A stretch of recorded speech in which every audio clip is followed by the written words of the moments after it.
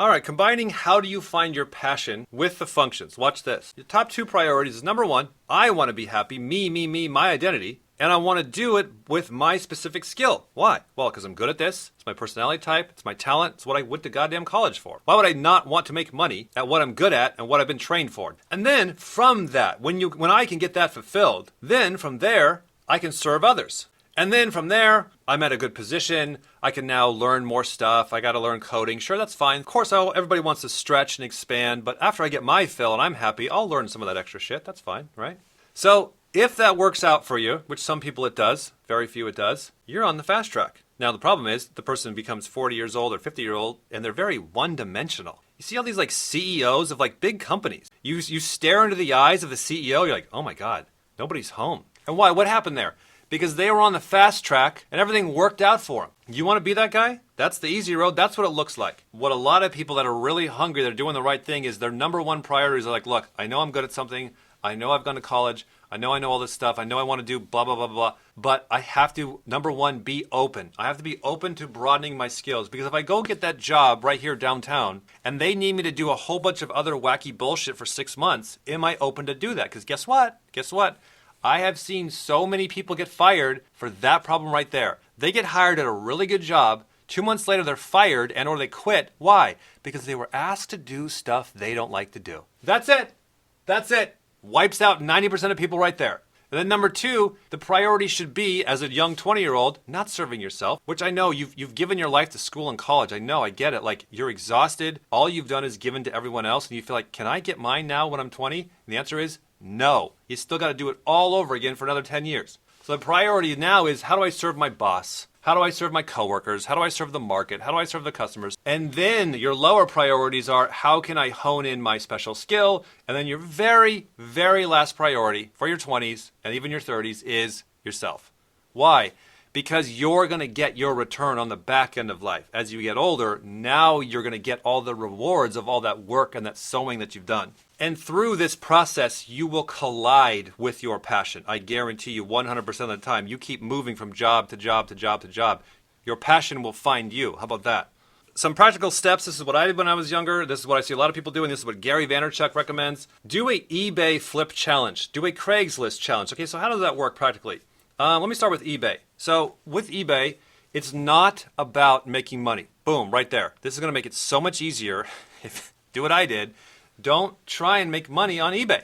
It's not about making money at first. It's about you building the skills to build the skills, to learn how to build the skills, to one day make money on eBay, which then tells you how to make money at a real business. Did you get all that? That's a lot of levels in there. Just like a video game, there's a lot of levels. So what you do is you go into your mom's closet, you steal about 10 things that she'll never miss, and you take pictures of them, you write a good description, and you put them on eBay. And you list them for 99 cents auction. And you don't have a free fall price. Like, somebody can come in and steal your mom's watch for 99 cents, and that's it. Done. Over. The point is that you learn how to list an item, research an item, write a description, take photographs. How do you do that? Go watch other people that are top eBay sellers, how they do on their sales page, why are they doing that, why are they using these colors, these fonts, these photographs, these angles, what's their shipping policy.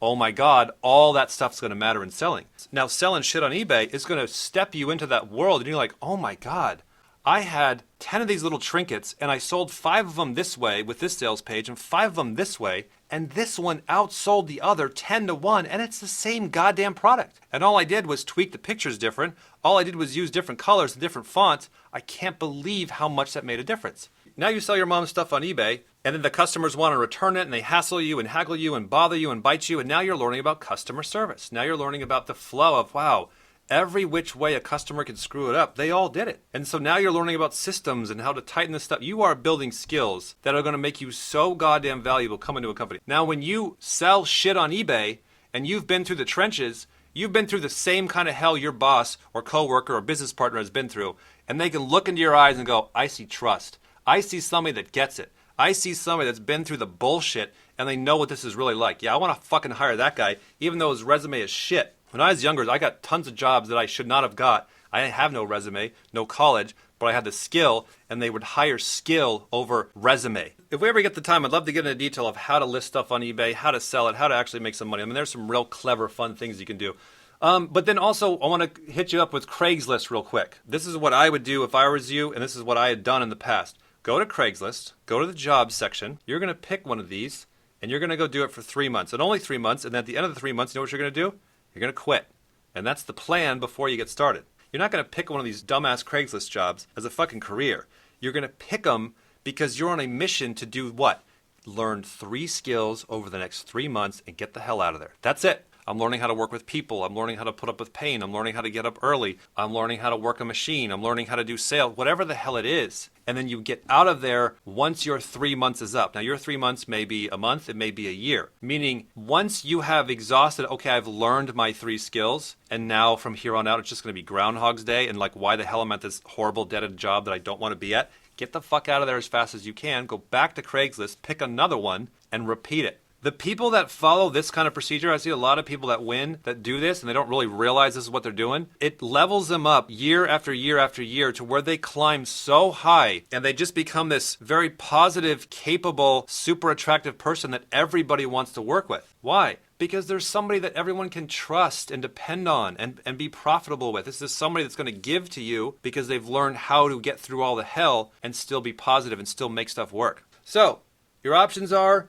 trying to figure out what your passion is, not sure what to do in life. You can just keep doing what you're doing, you know, kind of hanging out, doing what everyone else is doing, just kind of on the boat, slowly going down the river. Don't worry about the waterfall because you can't see it. Just try and make yourself happy and get by and keep hoping that it'll work out.